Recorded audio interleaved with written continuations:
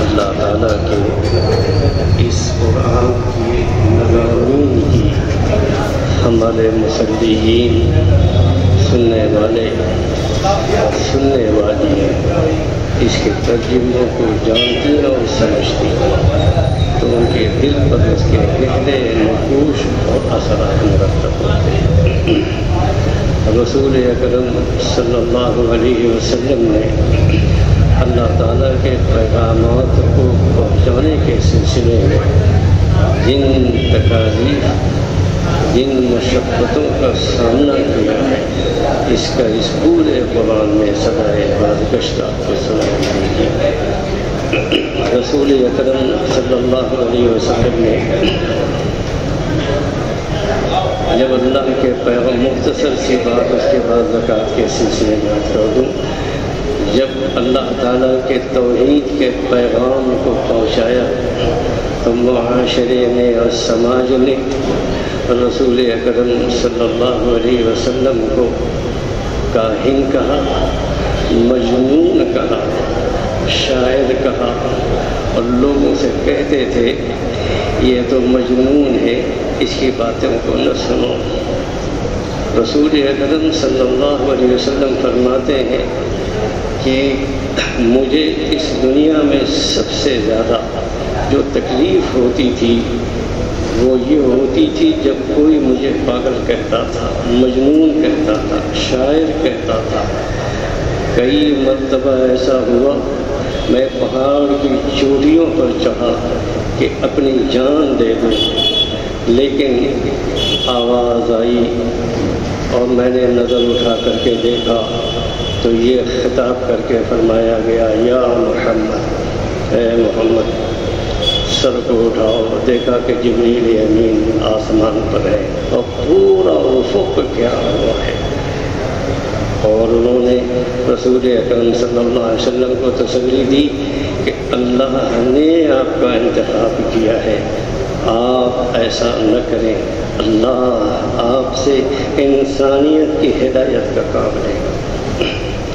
یہ پیغام، یہ قرآن جب بھی پڑھا جاتا ہے اللہ تعالی ہم سب کو توفیق عطا فرمائے کہ ہم سب قرآن کو سنیں، سمجھیں، پڑھیں اور اس کے پیغامات کو غور سے اور دل سے سمجھیں تو ہماری زندگی میں کایا پلٹ ہو جائے گی۔ کسی بڑے آدمی نے سچ کہا ہے کہ سیدنا حسین رضی اللہ تعالیٰ عنہ کے مظلومیت کے بعد اگر کوئی مظلوم ہے دنیا میں تو یہی قرآن ہے۔ ہم سب نے، پوری قوم نے اس قرآن کے ساتھ غداری کی ہے اور اسی کی سزا ہمیں دنیا میں مل رہی ہے۔ اللہ تعالیٰ ہم سب کو پڑھنے لکھنے کی توفیق عطا فرمائے۔ کالجوں میں پڑھائیے، سائنس سے پڑھیے، انگریزی پڑھیے، خوب ترقی کیجیے، لیکن ساتھ ساتھ اپنے گھروں کے اندر اسلامی ماحول بنائیے اور قرآن کی تعلیمات کا ذکر کیجیے اور کرائیے، سمجھیے اور سمجھائیے، تلاوت کا اہتمام کیجیے۔ اللہ تعالی ہم سب کو اس کی توفیق عطا فرمائے۔ معزز سامعین کرام، تو اس تھوڑی سی تفصیل کے بعد آپ سے عرض کر دوں، وقت نہیں ہے، ابھی گزر جائے گا، 10 منٹ کا وقت مجھے یہاں پر دیا گیا ہے۔ زکوٰۃ کا ایک نصاب اللہ تعالیٰ نے مقرر کیا ہے کہ اس نصاب سے کم اگر کوئی شخص مالک ہے تو اس پر زکوٰۃ فرض نہیں ہے۔ اگر اس نصاب کا مالک ہوگا تو زکوٰۃ فرض ہوگی۔ وہ نصاب یہ ہے کہ 52.5 تولہ چاندی یا اس کی قیمت کا نقد روپیہ یا زیور یا سامان تجارت وغیرہ، جس شخص کے پاس یہ مال اتنی مقدار میں موجود ہو اس کو صاحب نصاب کہا جاتا ہے۔ پھر اس نصاب پر 1 سال گزرنا چاہیے، یعنی یعنی 1 سال تک اگر کوئی شخص صاحب نصاب رہا ہے تو اس پر زکوٰۃ واجب ہوتی ہے۔ اس بارے میں عام طور پر غلط فہمی یہ پائی جاتی ہے کہ لوگ یہ سمجھتے ہیں کہ ہر روپے پر مستقل پورا سال گزرے تب اس پر زکوٰۃ واجب ہوتی ہے۔ یہ بات درست نہیں ہے، بلکہ جب ایک مرتبہ سال کے شروع میں ایک شخص صاحب نصاب بن جائے، مثلا فرض کریں کہ پہلی رمضان کو اگر کوئی شخص صاحب نصاب بن گیا تو پھر آئندہ سال جب پہلا رمضان آیا تو اس وقت بھی وہ صاحب نصاب ہے، تو ایسے شخص کو صاحب نصاب کہا جائے گا۔ درمیان سال میں جو رقم آتی جاتی رہی اس کا کوئی اعتبار نہیں ہے، بس یکم رمضان کو، پہلی رمضان کو دیکھ لیں کہ آپ کے پاس کتنی رقم موجود ہے، اس رقم پر زکوٰۃ نکالی جائے گی، چاہے اس میں سے کچھ رقم صرف 1 دن پہلے ہی کیوں نہ آئی ہو، اس پر زکوٰۃ پوری واجب ہوگی۔ مثلا فرض کریں کہ ایک شخص پہلے رمضان کو اس کے پاس 1 لاکھ روپیہ تھا، اگلے سال پہلے رمضان سے 2 دن پہلے 50,000 روپے اس کے پاس آ گئے۔ اب اس کے نتیجے میں پہلے رمضان کو اس کے پاس 1.5 لاکھ روپے ہو گئے۔ اب 1.5 لاکھ پر زکوٰۃ فرض ہوگی، یہ نہیں کہا جائے گا کہ اس میں 50,000 روپے تو صرف 2 دن پہلے آئے ہیں اور اس پر سال گزرا نہیں ہے، لہذا اس پر زکوٰۃ نہیں ہونی چاہیے۔ یہ درست نہیں ہے، بلکہ زکوٰۃ نکالنے کی جو تاریخ ہے اور جس تاریخ کو آپ صاحب نصاب بنے ہیں، اس تاریخ میں جتنا مال آپ کے پاس موجود ہے اس پر زکوٰۃ واجب ہے۔ یہ رقم پچھلے سال پہلے رمضان کی رقم سے کچھ زیادہ ہو، یا مثلا پچھلے سال 1 لاکھ روپے تھے اب 1.5 لاکھ ہے تو 1.5 لاکھ پر زکوٰۃ ادا کی جائے گی۔ درمیان میں جو رقم خرچ ہو گئی اس کا کوئی حساب کتاب نہیں، اس خرچ شدہ رقم پر زکوٰۃ نکالنے کی ضرورت نہیں ہے۔ اللہ تعالیٰ نے ہم سب کو حساب کتاب کی الجھن سے بچانے کے لیے یہ آسان طریقہ مقرر کر دیا ہے کہ درمیان سال میں جو کچھ تم نے کھایا پیا وہ رقم تمہارے پاس سے چلی گئی تو اس کا حساب الگ سے رکھنے کی ضرورت نہیں ہے کہ وہ کس تاریخ میں آئی اور کب اس پر سال پورا ہوگا، بلکہ زکوٰۃ نکالنے کی تاریخ میں جو رقم موجود ہے اس پر زکوٰۃ ادا کی جائے۔ سال گزرنے کا مطلب یہ ہے، یہ بھی اللہ تعالیٰ کا فرض ہے کہ اس نے ہر چیز پر زکوٰۃ فرض نہیں کی ہے، ورنہ مال کی تو بہت سی قسمیں ہیں۔ جن چیزوں پر زکوٰۃ فرض ہے وہ یہ ہے، نقد روپیہ کیش، چاہے وہ کسی بھی شکل میں ہو، چاہے وہ نوٹ ہو یا سکے ہو، سونا ہو چاندی ہو، چاہے وہ زیور کی شکل میں ہو یا سکے کی شکل میں ہو۔ بعض لوگوں کے ذہنوں میں یہ رہتا ہے جو اس کو سن لیا جائے، خاص طور سے جو خواتین کا استعمالی زیور ہے اس پر زکوٰۃ نہیں ہے، یہ بات درست نہیں ہے۔ صحیح بات یہ ہے کہ استعمالی زیور پر بھی زکوٰۃ واجب ہے، البتہ صرف سونے چاندی کے زیور پر زکوٰۃ واجب ہے، لیکن اگر سونے چاندی کے علاوہ کسی اور دھات کا زیور ہے جیسے ہیرے ہوں، جواہرات ہو، پلیٹینم ہو، تو جب تک وہ تجارت کے لیے نہ ہو بلکہ ذاتی استعمال کے لیے ہوں اس پر زکوٰۃ نہیں ہے۔ یہ بات یہاں یہ بھی سمجھ لینی چاہیے کہ زکوٰۃ ایک طاعت و عبادت ہے، اللہ تعالیٰ کا عائد کیا ہوا فریضہ ہے۔ اب بعض لوگ زکوٰۃ کے اندر اپنی عقل دوڑاتے ہیں اور یہ سوال کرتے ہیں اور سوال کیا جاتا ہے ہم لوگوں سے کہ اس پر زکوٰۃ کیوں واجب ہے، فلاں چیز پر زکوٰۃ واجب کیوں نہیں ہے۔ یاد رکھیے یہ زکوٰۃ ادا کرنا طاعت و عبادت ہے، اور عبادت کے معنی یہ ہے کہ چاہے وہ ہماری سمجھ میں آئے یا نہ آئے مگر اللہ تعالیٰ کا حکم ماننا ہے۔ مثلا کوئی شخص کہے کہ سونے چاندی پر زکوٰۃ واجب ہے تو ہیرے جواہرات پر زکوٰۃ واجب کیوں نہیں ہے اور پلاٹینم پر کیوں نہیں ہے؟ ان سب کا جواب یہ ہے کہ وہ اللہ تعالیٰ کے بنائے ہوئے عبادت کے احکامات ہیں، طاعات و عبادات میں ان احکام کی پابندی کرنا ضروری ہے، ورنہ وہ کام طاعت نہیں رہے گا۔ دوسری چیز ایک سمجھ لیجیے، اس کے بعد میں بات کو ختم کرتا ہوں کہ جس پر زکوٰۃ فرض ہے وہ ہے سامان تجارت۔ مثلا کسی کی دکان میں جو سامان برائے فروخت رکھا ہوا ہے اس سارے اسٹاک پر زکوٰۃ واجب ہے۔ البتہ اسٹاک کی قیمت لگاتے ہوئے اس بات کی گنجائش ہے کہ آدمی زکوٰۃ نکالتے وقت یہ حساب لگائے کہ اگر میں پورا اسٹاک اکٹھا فروخت کروں تو بازار میں اس کی کیا قیمت لگے گی۔ دیکھیے، ایک ہوتی ہے ریٹیل پرائز، آپ سب جانتے ہیں، اور دوسری ہوتی ہے ہول سیل پرائز، اور تیسری صورت یہ ہے کہ پورا اسٹاک اکٹھا فروخت کرنے کی صورت میں کیا قیمت لگے گی۔ لہذا جب دکان کے اندر جو مال ہے اس کی زکوٰۃ کا حساب لگایا جا رہا ہو تو اس کی گنجائش ہے کہ تیسری قسم کی قیمت لگائی جائے، وہ قیمت نکال کر پھر اس کا 2.5% زکوٰۃ میں نکالنا ہوگا۔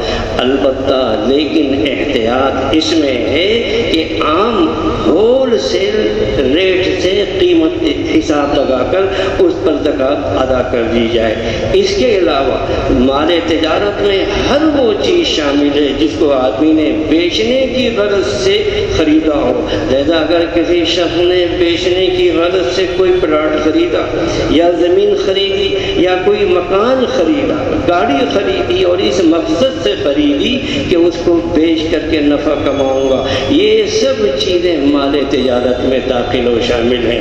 لہذا اگر کوئی پلاٹ، کوئی زمین، کوئی مکان خریدتے وقت شروع ہی میں نیت تھی کہ میں اس کو فروخت کروں گا تو اس کی مالیت پر زکوٰۃ واجب ہے۔ بہت سے لوگ وہ ہوتے ہیں جو انویسٹمنٹ کی غرض سے پلاٹ کو خریدتے ہیں، شروع ہی سے نیت ہوتی ہے کہ جب اس پر اچھے پیسے ملیں گے تو اس کو بیچ دوں گا، فروخت کر کے اس سے نفع کماؤں گا، تو اس پلاٹ کی مالیت پر بھی زکوٰۃ واجب ہے۔ لیکن اگر پلاٹ اس نیت سے خریدا کہ اگر موقع ہوا تو اس پر رہنے کے لیے مکان بنا دیں گے، یا موقع ہوا تو اس کو کرائے پر دے دیں گے، یا کبھی موقع ہوگا تو اس کو بیچ دیں گے، کوئی ایک واضح نیت اس کے پاس نہیں ہے بلکہ ویسے ہی خرید کر ڈال دیا ہے، اب اس میں یہ بھی احتمال ہے کہ آئندہ کسی وقت اس کو مکان بنا کر وہاں پر رہائش اختیار کر لیں گے، یہ بھی احتمال ہے کہ کرائے پر دے دیں گے، یہ بھی احتمال ہے کہ بیچ دیں گے، تو اس صورت میں اس پلاٹ پر زکوٰۃ واجب نہیں ہے۔ لہذا زکوٰۃ صرف اس صورت میں واجب ہے کہ جب خریدتے وقت ہی اس کو بیچنے کی، فروخت کرنے کی نیت ہو۔ یہاں تک کہ اگر پلاٹ خریدتے وقت شروع میں یہ نیت تھی کہ اس پر مکان بنا کر رہائش اختیار کریں گے، بعد میں ارادہ بدل گیا اور یہ ارادہ کر لیا کہ اب اس کو فروخت کر کے پیسے حاصل کر لیں گے، تو یاد رکھیے مسئلہ یہ ہے محض نیت و ارادہ کی تبدیلی سے فرق نہیں پڑتا۔ جب تک آپ اس پلاٹ کو واقعتاً فروخت نہیں کر دیں گے اور اس کے پیسے آپ کے پاس نہیں آ جائیں گے، اس وقت تک اس پر زکوٰۃ واجب نہیں ہوگی۔ بہرحال ہر وہ چیز جسے خریدتے وقت ہی اس کو فروخت کرنے کی نیت ہو وہ مال تجارت ہے اور اس کی مالیت پر 2.5% کے حساب سے زکوٰۃ واجب ہے۔ یہ بھی یاد رکھیں، یہ مالیت اس دن کی معتبر ہوگی جس دن آپ زکوٰۃ کا حساب کر رہے ہیں۔ مثلا ایک پلاٹ آپ نے 1 لاکھ روپے میں خریدا تھا اور آج اس کی قیمت 10 لاکھ ہو گئی، جیسے کہ ہوتا ہے، اب 10 لاکھ پر 2.5% کے حساب سے زکوٰۃ نکالی جائے گی، 1 لاکھ پر زکوٰۃ نکالی نہیں جائے گی۔ تفصیلات تو بہت ہی ہیں، میں نے خاص باتیں آپ کے سامنے رکھ دی۔ ایک بات اور میں کہہ دوں، یہ زکوٰۃ ادا کرنے کا حکم انسان کے اندر یہ طلب و جستجو پیدا پیدا کرتا ہے کہ میرے پاس زکوٰۃ کے اتنے پیسے موجود ہیں، ان کو صحیح مصرف میں خرچ کرنا چاہیے، اس لیے وہ مستحقین کو تلاش کرتا ہے، کون لوگ مستحق ہیں، اور ان مستحقین کی فہرست بناتا ہے، پھر ان کو زکوٰۃ پہنچاتا ہے۔ یہ بھی انسان کی ذمہ داری ہے کہ آپ کے محلے میں، ملنے جلنے والوں میں، عزیز و اقارب رشتہ داروں میں، دوست و احباب میں جو مستحق زکوٰۃ ہوں ان کو زکوٰۃ ادا کریں، اور ان میں سب سے افضل یہ ہے کہ اپنے رشتہ داروں کو زکوٰۃ ادا کریں، اس میں ڈبل ثواب ہے، زکوٰۃ ادا کرنے کا ثواب بھی ہے اور صلہ رحمی کرنے کا ثواب بھی ہے۔ تمام رشتہ داروں کو زکوٰۃ دے سکتے ہیں، صرف دو رشتے ایسے ہیں جن کو زکوٰۃ نہیں دی جا سکتی۔ ایک ولادت کا رشتہ ہے، لہذا باپ بیٹے کو زکوٰۃ نہیں دے سکتا، بیٹا باپ کو زکوٰۃ نہیں دے سکتا۔ دوسرا رشتہ ہے نکاح کا، لہذا شوہر بیوی کو زکوٰۃ نہیں دے سکتا، بیوی شوہر کو زکوٰۃ نہیں دے سکتی۔ ان کے علاوہ باقی تمام رشتوں میں زکوٰۃ دی جا سکتی ہے، مثلاً بھائی کو، بہن کو، چچا کو، خالہ کو، پھوپھی کو، ماموں کو، سب کو زکوٰۃ دی جا سکتی ہے۔ البتہ یہ ضرور دیکھ لیں کہ وہ مستحق زکوٰۃ ہوں، صاحب نصاب نہ ہو۔ بعض لوگ یہ سمجھتے ہیں کہ اگر کوئی خاتون بیوہ ہے، یہ بہت ہوتا ہے، جذباتی طور پر آدمی سوچتا ہے کہ اس کو زکوٰۃ دینی ضروری ہے، حالانکہ یہاں بھی یہ شرط ہے کہ وہ مستحق زکوٰۃ ہو، صاحب نصاب نہ ہو۔ اگر بیوہ مستحق زکوٰۃ ہے تو اس کی مدد کرنا بڑی اچھی بات ہے، لیکن اگر یہ خاتون بیوہ ہے اور مستحق زکوٰۃ نہیں ہے تو محض بیوہ ہونے کی وجہ سے وہ مصرف زکوٰۃ نہیں بن سکتی۔ اسی طرح یتیم کو زکوٰۃ دینا، اس کی مدد کرنا بہت اچھی بات ہے، لیکن یہ دیکھ کر زکوٰۃ دینی چاہیے کہ وہ مستحق زکوٰۃ ہے۔ لیکن اگر کوئی یتیم ہے وہ مستحق زکوٰۃ نہیں ہے بلکہ صاحب نصاب ہے، تو محض یتیم ہونے کے باوجود اس کو زکوٰۃ نہیں دی جا سکتی۔ ان احکامات کو مد نظر رکھتے ہوئے زکوٰۃ کو نکالنی چاہیے۔ اللہ تعالی ہم سب کو ان باتوں کے سمجھنے کی اور کرنے کی توفیق عطا فرمائے۔ میں ایک بات اور کہہ دوں، زکوٰۃ کے مستحق یہ مدارس اسلامیہ بھی ہیں۔ اگر یہ مدارس اسلامیہ نہ ہوں، ہندوستانی نہیں عالم اسلام میں اللہ اور اس کے رسول کی تعلیمات کو پھیلانے والے، نماز کو پڑھانے والے، قرآن کو پڑھانے والے، ناظر قرآن کو پڑھانے والے کہاں ملیں گے آپ کو؟ نماز جنازہ تک چلانے پڑ جائیں گے۔ اور یہ مدرسین بیچارے اس زمانے میں، مہنگائی کے اس زمانے میں، آپ سوچیے ان کی ڈیوٹی دیکھیے۔ جیسے ہمارے یہاں مدرسے میں 8 بجے سے 12 بجے تک، ظہر سے لے کر عصر تک، مغرب سے لے کر عشاء تک، اور عشاء کے بعد سے لے کر کے رات کے 10:30 تک ان کی مستقل ڈیوٹی رہتی ہے، اور تنخواہ کیا ہے؟ 8,000 ہے۔ مہنگائی کے اس زمانے میں اپنے دل پر ہاتھ رکھ کر کے سوچیے یہ بیچارے اخراجات کیسے چلاتے ہیں؟ ان کے بھی بال بچے ہیں، ان کی بھی دنیا ہے، ان کا بھی دل کچھ چاہتا ہوگا۔ لہذا مدارس اسلامیہ بھی مستحق زکوٰۃ کی اولین فہرست میں ہے۔ اللہ تعالی ہم سب کو ان باتوں کو سمجھنے کی توفیق عطا فرمائے۔ وقت زیادہ ہو گیا، صدقہ عید الفطر کے بارے میں اللہ نے چاہا کر ملا موقع تو کل بتا دوں۔